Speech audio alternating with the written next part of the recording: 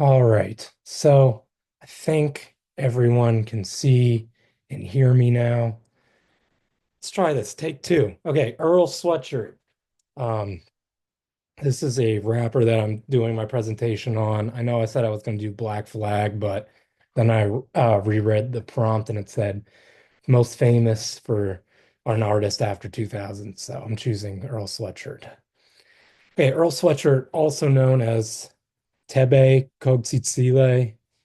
He's a deeply introspective artist whose work evolved from like this edgy shock factor kind of style as a teenager to an emotionally raw and abstract kind of lyricist and almost like poetic style, I'd say.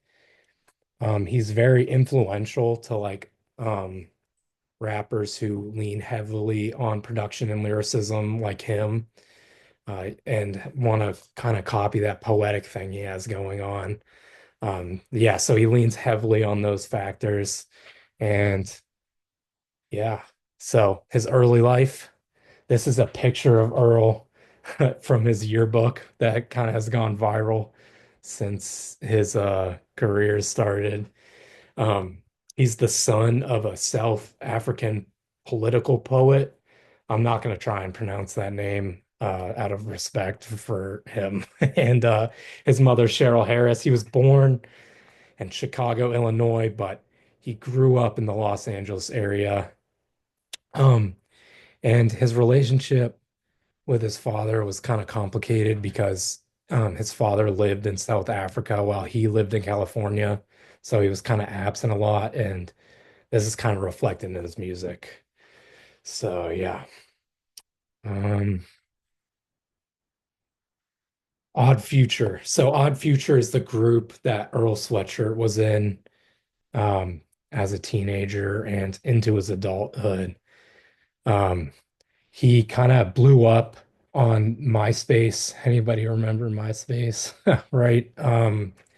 He blew up as under the name Sly Tendencies as like a super young kid in high school.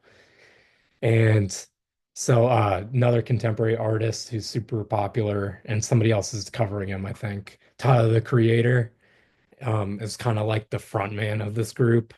Also another notable person is Frank Ocean, who's super famous now. Um, but yeah, so Tyler found him on MySpace and kind of invited him to join him, where he switched his name to Earl Sweatshirt. Um, and eventually, like he kind of got wrapped up in like skateboarding and smoking weed and stuff. And his mom didn't really like the influence Odd Future had on him. So she kind of pulled him out of school and sent him to boarding school in Samoa. And he couldn't release any music or talk to his fans on the internet. So this kind of started the Free Earl movement for his fans during this time. Um, and yeah, so this built up a lot of hype around his career. Um, this is kind of called the return of Earl, and he came back in 2012. This was super anticipated. There was a lot of hype around him. And like a year later in 2013, he rolled out Doris, which is kind of like his first breakthrough as a solo artist. And this had a lot of hype around it as well. There was a lot of great features from Tyler, the Creator, and Frank Ocean, but also contemporaries like Vince Staples and even Mac Miller, rest in peace. Mac Miller is somebody I'm going to bring up later as well. Around this time, um, Odd Future slowly fizzles out. There's no like official breakup, but they stop kind of hanging out together and making music as well. So yeah, everybody kind of goes their separate ways. And this is kind of where we see a vibe switch from like the edgy, like kid trying to shock people with his lyricism to kind of a more dark lyricism style. He kind of talks about his substance abuse and depression. Um, in this first album that's unrelated, it's called I Don't Like Stuff. I Don't Go Outside. This kind of switches from his previous style to the more dark and like grimy production he is now kind of known for. And yeah, so this was kind of a shocking album for Earl fans because it was a departure from what he was normally known for. Um, and this also carries on into the next project called Some Rap Songs, which is the album in the top right of the screen.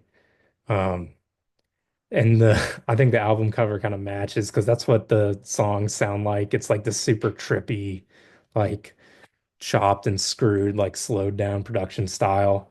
And the lyricism like progressively gets harder to like decipher. It definitely switches into this like poetic thing that I think he kind of got from his father.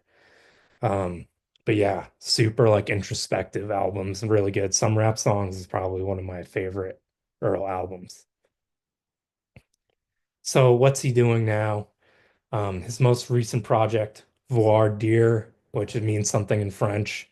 I don't know what it means, but it's completely produced by The Alchemist, who he's worked with before. Alchemist is probably one of the most legendary rap producers of all time, working with like countless people. I could do a whole 10-minute video on The Alchemist himself.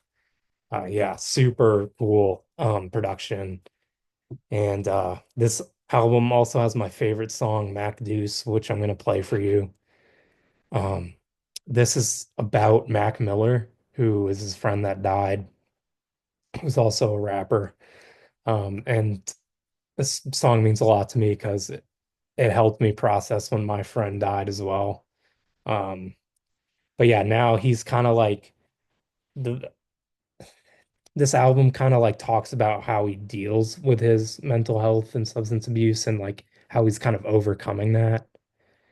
And now he's doing a lot better. Supposedly, he's a proud father and kind of maturing since that like edgy teenager, like, oh, I'm gonna say things to shock people. Like now you can definitely hear from his first songs to now um how much he's grown, and I really appreciate that as an artist. So yeah, I'm gonna play for you right now some of Mac Deuce. Here we go.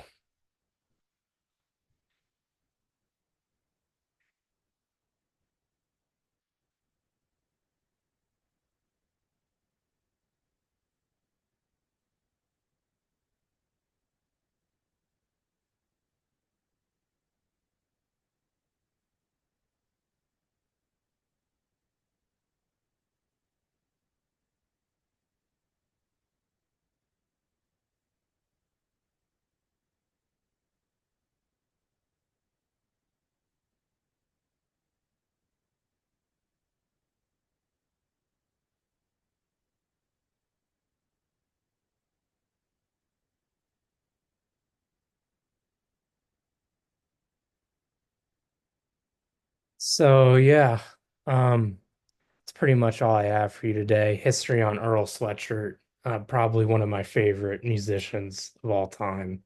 And I hope you guys enjoyed listening to my TED Talk. So thank you very much.